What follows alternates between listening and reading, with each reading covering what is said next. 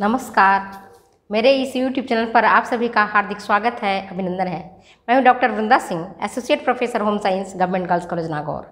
आज मैं आपको एलिमेंट्स ऑफ आर्ट्स पर मल्टीपल चॉइस क्वेश्चंस के बारे में बताऊंगी। आप मुझसे पूछते हो कि मैडम हमें आप एलिमेंट्स ऑफ आर्ट्स के बारे में समझा दीजिए। बेटे, उतना आपके पास टाइम नहीं है कि आप उस चीज़ को समझ सको, तो चलिए मैं आपको क्वेश्चन पूछूंगी और इसी क्वेश्चन के माध्यम से मैं आपको समझा भी दूंगी कि क्या इसमें है और क्या इसका करेक्ट आंसर होना चाहिए। आपका टीजीटी का परीक्षा बहुत नज़दीक आ गया है, तो आपके पास समय भी बहुत कम बचा है। तो मैं चाहती हूँ कि कुछ क्वेश्चंस आपको दे दूँ जिससे कि आपको लाभ मिले।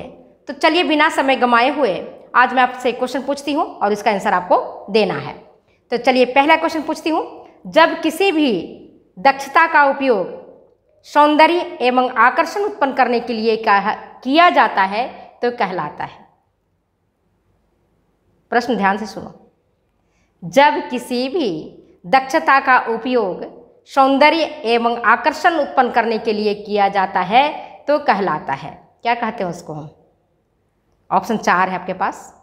कला, दूसरा कला के तत्व, तीसरा कला के सिद्धांत, चौथा इनमें से कोई नहीं। कौन सा करेक्ट आंसर है आप बताइए। चलिए मैं बता देती हूँ। कला कहलाता है। जब भी आप किसी दक्षता का उपयोग, स्किल का उपयोग आप सौंदर्य और आकर्षण उत्पन्न करने के लिए करते हैं तो उसको कहते हैं हम कला। जैसे भोजन परोसना एक कला है, सिलाई करना एक कला है, पेंटिंग भी एक कला है ना? या कोई साज सजावट करते हो तो भी एक कला है, क्योंकि उसका उपयोग हम सौंदर्य और आकर्षण उत्पन्न करने के लिए करते हैं। Question number 2। दो बिंदुओं के मध्य के बहाव को कहते हैं। दो बिंदुओं के मध्य के बहाव को कहते हैं क्या? ऑप्शन सुनो। आयत, वर्ग, रेखा या नमूना। फिर से सुनो।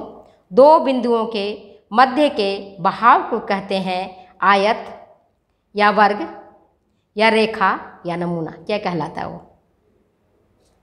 जैसे दो बिंदु हैं और दो बिंदुओं के मध्य का बहाव है, बहाव मीन्स मिलना, तो क्या कहलाएगा? ये क्या बन गया? दो उंगलियां से आपको पता चल गया क्या है? ये रेखा बन जाता है। ठीक है, करेक्ट आंसर क्या होगा? रेखा। नेक्स्ट क्वेश्चन नंबर आप देखो 3। Question number 3। जोश एवं उत्साह का भाव जागृत होता है। जोश एवं भाव का उत्साह जागृत होता है। ऑप्शन 1 तिरछी रेखा से, दूसरा वक्र रेखा से, तीसरा लंबवत या खड़ी रेखा से और चौथा आड़ी रेखा से। किससे होता है? जोश और उत्साह का भाव जागृत होता है तिरछी रेखा से या वक्र रेखा से या लंबवत रेखा से या आड़ी रेखा से। किससे होगा?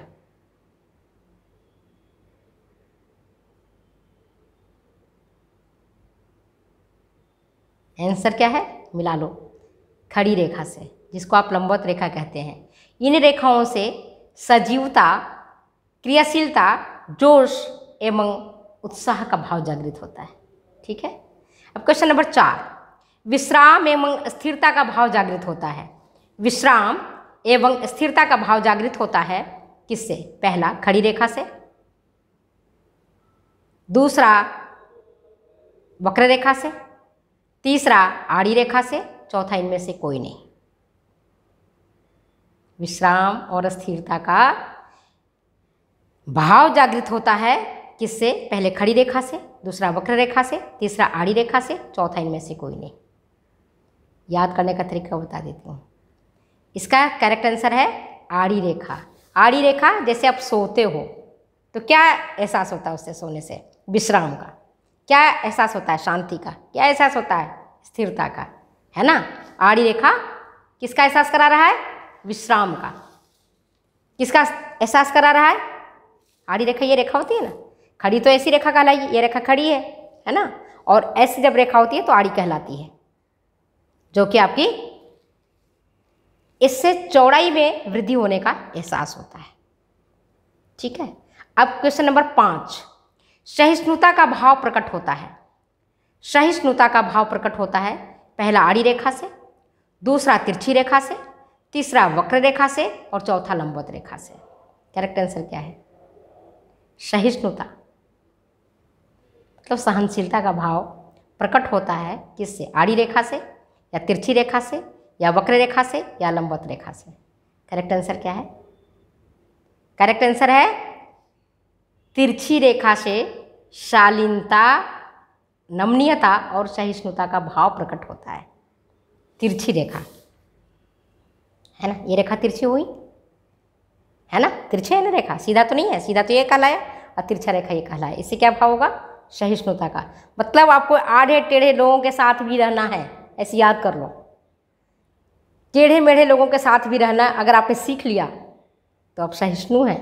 तो ये रेखा भी, जो टेढ़े रेखे हैं, जो आड़े रेखे हैं, मतलब कि तिरछे रेखे हैं, वो सहिष्णुता का, शालीनता का प्रतीक होता है। ठीक है, याद हो गया? खड़ी रेखा सजीवता का, आड़ी रेखा शांति का, विश्राम का, और तिरछी रेखा सहिष्णुता का। राइट। अब क्वेश्चन नंबर देखो 6। प्रसन्नता और आनंद की अनुभूति होती है किससे? वक्र रेखा से, तिरछी रेखा से, समतल या आड़ी रेखा से या लंबवत रेखा से। किससे आपको खुशी मिलती है? किससे आप प्रसन्नता का एहसास होता है? आंसर क्या है? वक्र रेखा से। वक्र रेखाएं हैं, उनसे प्रसन्नता, खुशी और आनंद की अनुभूति होती है। ये सौंदर्य और समृद्धि के भाव को प्रकट करती हैं और इनका उपयोग दरवाजे और खिड़कियों में किया जाता है। आप देखो, किला को देखो, है ना, तो किले में आप देखोगे दरवाजे गोल होते हैं, खिड़कियां भी गोल होती हैं, नहीं होती हैं? बड़े बड़े महल हैं, बड़े बड़े किला है, पैसे वाले लोग हैं तो खिड़की और दरवाजे को गोलाकार में बनाते हैं, जिससे समृद्धि का एहसास होता है। गोल बनाने में तो एक लकड़ी की काट छाट भी ज़्यादा करनी पड़ती है, मेहनत ज़्यादा करना पड़ता है, तो जिसके पास पैसा रहेगा वही तो करेगा, तो समृद्धि का प्रतीक होता है। समझ गए बात को? याद हो गया आपको? अब क्वेश्चन नंबर 7 देखो। रेखाओं की आपसी संयोजन से निर्माण होता है। रेखाओं के आपसी संयोजक, ये आपसी संयोजन है, मिल गए तो क्या निर्माण होगा? ऑप्शन सुनो। आकार का, नमूने का, रंग योजना का या इनमें से कोई नहीं। आंसर बताओ। रेखाओं के आपसी संयोजन से निर्माण होता है किसका?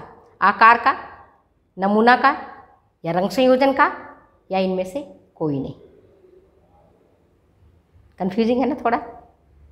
आकार आ गया, नमूना आ गया, बाकी रंग योजना तो है ही नहीं इसमें। आंसर क्या होगा? आकार का। जैसे दो रेखाएं मिलती हैं, ये दो रेखाएं मिल गए तो कैसा आकार बन गया? देख लो आप, दो रेखाएं हमने ऐसे ऐसे बना लिया है ना, कुछ आकार बना। दो रेखाएं इस तरह से बन गया तो क्या आकार बना? त्रिभुज का। दो रेखाएं ऐसे और ऐसे मिल गए है ना, तो क्या आकार बना? दिख रहा है आपको? चतुर्भुज का। नहीं बन रहा है? चार भुजाएं इसकी, चतुर्भुज का बन रहा है। तो रेखाओं के संयोजन से तो बन रहा है, आकार बनता है। कोई सा भी आकार बनाओ, इस आकार को बनाओ या ऐसे बनाओ, रेखाओं के संयोजन से तो बन रहा है? दो रेखाएं मिलती हैं, इस तरह से मिलती हैं तो कोई पान का आकार बन गया है। रेखाओं के संयोजन से जो बन रहा है, ये देखो कोई आकार बन रहा है। कौन से आकार बना? देख लो, दो रेखाओं के संयोजन हमने किया, त्रिभुज बन गया। ठीक है, दो आड़ी रेखाएं और दो खड़ी रेखाएं मिलेंगी, आयत बन जाएंगी। अब देखो, अगर दो समान आकार की खड़ी रेखाएं और दो आड़ी रेखाएं आपस में मिलती हैं तो क्या बनता है? आंसर देखो, कौन सा बेस्ट ऑप्शन है? वर्ग या आयत या समतल रेखाएं या त्रिभुज? क्या बनेगा? दो खड़ी रेखाएं हैं ऐसी समान आकार की और दो आड़ी रेखाएं हैं समान आकार की, तो क्या बनेगा? 5वीं क्लास में पढ़ी हो, पढ़ाती हो बच्चों को? क्या बनता है? वर्ग बनता है। जब दो खड़ी रेखाएं समान आकार की और दो आड़ी रेखाएं समान आकार की होती हैं तो क्या बनता है? वर्ग बन जाता है, स्क्वायर बन जाता है। बनता है ना? चलिए अब नेक्स्ट क्वेश्चन, दो तिरछी, क्वेश्चन नंबर 9, दो तिरछी और एक आड़ी रेखा के मिलने से बनता है। दो तिरछी और एक आड़ी रेखा के मिलने से बनता है। ऑप्शन है त्रिभुज, दूसरा है पंचभुज, तीसरा है आयत, चौथा है षटभुज। क्या बनेगा बताओ, क्या बनता है? देखो, दो तिरछा रेखा है, एक रेखा ये तिरछा, एक ये रेखा, इसमें हम सीधा रेखा मिला देंगे। कौन सा आकार बन गया? त्रिभुज है ना। करेक्ट आंसर त्रिभुज होगा। नेक्स्ट क्वेश्चन नंबर 10 देखो। गृह सज्जा में बहुत ही कम उपयोग किया जाता है किसका? पहला वर्गाकार, दूसरा त्रिभुजाकार, तीसरा षटभुजाकार और चौथा आयताकार।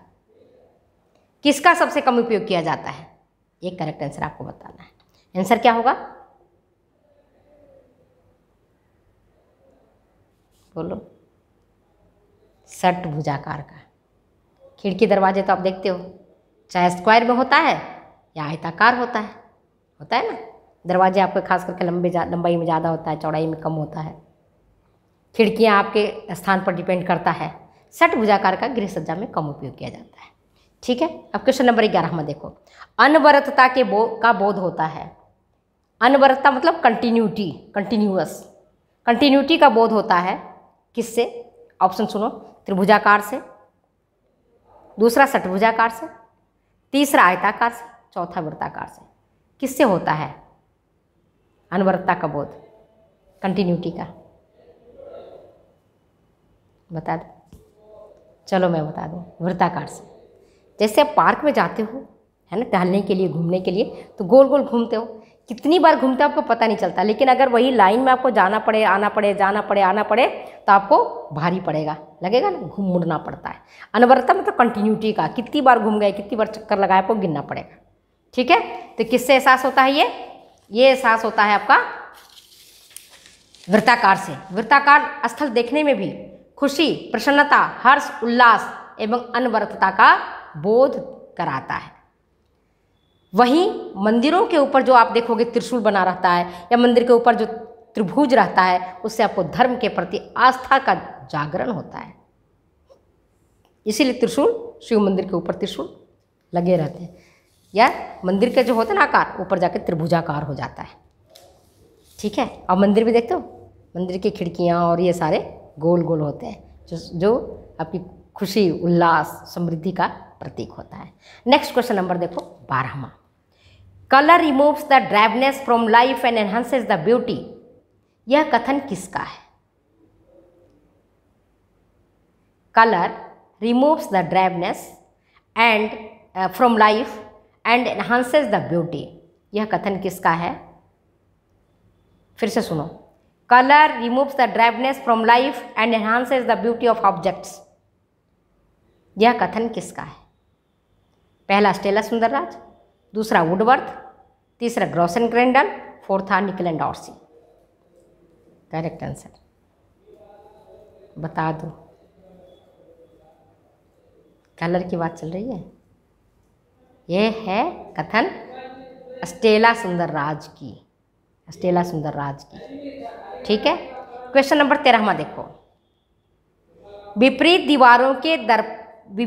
दीवारों में दर्पण का उपयोग करने से कमरा बड़ा एवं भव्य दिखता है, या छोटा दिखता है, या कोई फर्क नहीं पड़ता है, या चौथा इनमें से कोई नहीं। कौन सा करेक्ट आंसर है?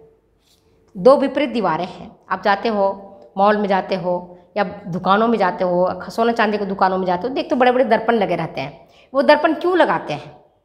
छोटे कमरे को बड़ा करके दिखाने के लिए। ठीक है, कमरा छोटा रहता है, स्पेस छोटा रहता है, तो जब हम बड़े बड़े दर्पण लगा देते हैं तो कमरे का आकार भव्य दिखता है, बड़ा दिखता है। ठीक है, चलो अब क्वेश्चन नंबर 14वां। गर्म रंगों के प्रयोग से कमरा छोटा दिखता है या बड़ा दिखता है, या कोई अंतर नहीं होता है, या उपरोक्त सभी। करेक्ट आंसर क्या है? गर्म रंग कौन सा है आपको मालूम हो गया? प्राथमिक रंग। प्राथमिक रंग में कौन सा रंग? लाल रंग गर्म रंग में आता है। नहीं, कई लोग बच्चे पूछते हैं मैडम प्राथमिक रंग कौन कौन से हैं, ये मैं कलर वाले चैप्टर में बताऊंगी बेटा, अभी नहीं बताऊंगी, ठीक है। तो गर्म रंगे के प्रयोग से कमरा हमारा छोटा दिखता है। कमरा कैसा दिखेगा? छोटा दिखेगा। और ठंडे रंगों के प्रयोग से कमरा हमारा बड़ा दिखता है। तो ये क्वेश्चन मैंने आपको एलिमेंट्स ऑफ आर्ट से बता दिया है। आप एलिमेंट्स ऑफ आर्ट्स को अच्छी तरह से और पढ़ लेना। अगर इसमें कोई कन्फ्यूजन हो तो you go to the comment box, I will try to solve your problems, और उससे संबंधित मैं फिर आपको वीडियो बना करके दे दूँगी, ठीक है। फिर मिलते हैं अगले वीडियो में अगले एपिसोड के साथ। तब तक जाने की इजाज़त। All the best for the examination बेटा, आप अच्छा करो, इस वर्ष यही मेरी प्रार्थना है। Thank you, bye bye.